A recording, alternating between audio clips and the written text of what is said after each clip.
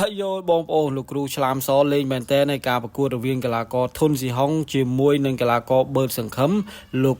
ឆ្លាមសបានលើកឡើងបែបនេះបងប្អូនប្រិមិត្តបាទប្រសិនមកមានជាការពេញចិត្តកុំភ្លេចចុចពាក្យជាវឬក៏ពាក្យ Subscribe ម្នាក់មួយផងដើម្បីទទួលបាននូវព័ត៌មានថ្មីៗជាបន្តទៀតពាក់ព័ន្ធជាមួយនឹងវិស័យកីឡាផ្ដាល់គុណខ្មែរឥឡូវនេះយើងមកចូលសាច់រឿងវិញម្ដងគឺពាក់ព័ន្ធជាមួយនឹងការលើកឡើង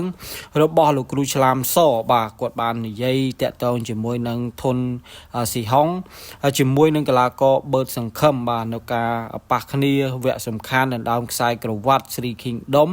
បាទនៅថ្ងៃទី31 ខែឧសភាឆ្នាំ2026នេះបាទគាត់បានលើកឡើងថាការប្រកួតរវាងកីឡាករបឺតសង្ឃឹមនិងកីឡាករធុនស៊ីហុងនេះមែនតែនទៅបើសិនជាកីឡាករបឺតសង្ឃឹមហាត់ដល់បាទគាត់ហ៊ានថាស្រុកខ្មែរគ្មានអ្នកណាវាយជាមួយនឹងកីឡាករបឺតសង្ឃឹមឈ្នះទេបាទគាត់ហ៊ានថាមិនថាឡើយធុនស៊ីហុងធុនម៉ៃហុងបាទគឺសំបីតែពេជ្រសម្បត្តិក៏វាយជាមួយនឹងកីឡាករបឺតសង្ឃឹមអត់ឈ្នះដែរបាទឲ្យតែហាត់ដល់បាទឲ្យតែហាត់ដល់គាត់និយាយថាឲ្យតែហាត់ដល់ប៉ុន្តែបាទគាត់ថាប្រភេទកីឡាករល្អក្បាច់ប្រភេទបច្ចេកទេសហើយវ័យប៉ុណ្ណេះបាទហើយជារួមបាទការប្រកួតរបស់កីឡាករបឺតសង្ឃឹមជាមួយនឹងកីឡាករធុនស៊ីហុងគឺគាត់យកកីឡាករធុនស៊ីហុងបាទ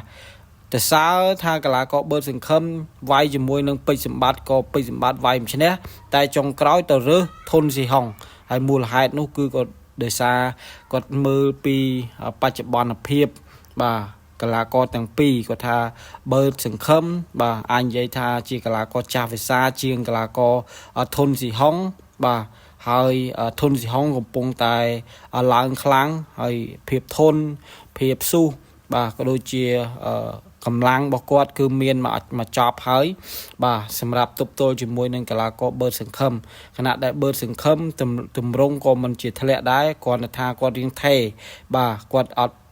ជាឡើងផ្ទុះខ្លាំងដោយកីឡាករធុនស៊ីហុងទេអញ្ចឹងការប្រកួតនេះអ្នកណាយកខាងណាខាងណីគឺគាត់អត់សំខាន់ទេក៏សំខាន់គាត់យកធុនស៊ីហុងបាទគាត់គេថាការឈ្នះចាញ់គឺជារឿងកីឡាហើយការស្រឡាញ់ចូលចិត្តរវាងមនុស្សម្នាក់ក៏ជាការចូលចិត្តរបស់ fan រៀងខ្លួនចំពោះគាត់យកធុនស៊ីហុងហើយគាត់ថាដល់ថ្នាក់គាត់ចាក់មួយអ្នកក្លឹបរបស់គាត់បាទគាត់ចាក់មួយអ្នកវាយនៅក្លឹបរបស់គាត់ហ្នឹងគាត់ថា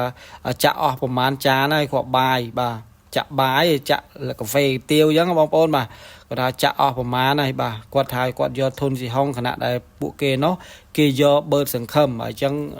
យ៉ាងម៉េចយ៉ាងម៉ាបងប្អូនបាទហើយការប្រកួតក៏ចិត្តមកដល់ហើយថ្ងៃស្អែកនេះបាទរវាងកីឡាករបឺតសង្ឃឹមនិងកីឡាករធុនស៊ីហុងមែនតែនទៅគូនេះបាទដំបូងថាគូបឺតសង្ឃឹមគូធុនម៉ៃហុងជាមួយនឹងកីឡាករពេជ្រសម្បត្តិផ្ទុះបងប្អូនបាទប៉ុន្តែបើប្រៀបធៀបមកបឺតសង្ឃឹមជាមួយនឹងកីឡាករធុនស៊ីហុងខ្ញុំគិតថាគូនេះក៏ផ្ទុះមួយយ៉ាងដែរបាទគូបឺតសង្ឃឹមនិងគូធុនស៊ីហុងនេះក៏ផ្ទុះមួយយ៉ាងដែរគឺក៏ក្រើកតែម្ដងបាទម្នាក់បន់ឲ្យទៅដល់គូនេះវាយបងប្អូនបាទព្រោះទន្ទឹងរង់ចាំមើលការប្រកួតរវាងកីឡាករបឺតសង្ឃឹមជាមួយនឹងកីឡាករធុនស៊ីហុង5ទឹកបងប្អូនបាទការប្រកួតនេះ5ទឹកបងប្អូនបាទកង់ធម្មតាហើយអញ្ចឹងចាំអត់ទាំងអស់គ្នាបាទចាំមើលថាតើបឺតសង្ឃឹមមានស៊ូ5ទឹកឬក៏ធុនស៊ីហុងមានស៊ូ5ទឹកដើម្បីទប់ទល់ដៃគូរបស់ខ្លួនអត់បងប្អូនបាទចាំអត់ទាំងអស់គ្នាបងប្អូនក៏អាចចូលរួមជាមតិយោបល់ម្នាក់មួយតាក់ទងជាមួយនឹងការលើកឡើងរបស់លោកគ្រូឆ្លាមសក៏ដូចជាការប៉ះគ្នារវាងកីឡាករបឺតសង្ឃឹមជាមួយនឹងកីឡាករធុនស៊ីហុងនៅថ្ងៃទី31ខែឧសភាឆ្នាំ2026នេះបាទវីដេអូនេះសូមបញ្ចប់តែប៉ុណ្ណេះសូមអរគុណសូមជម្រាបលា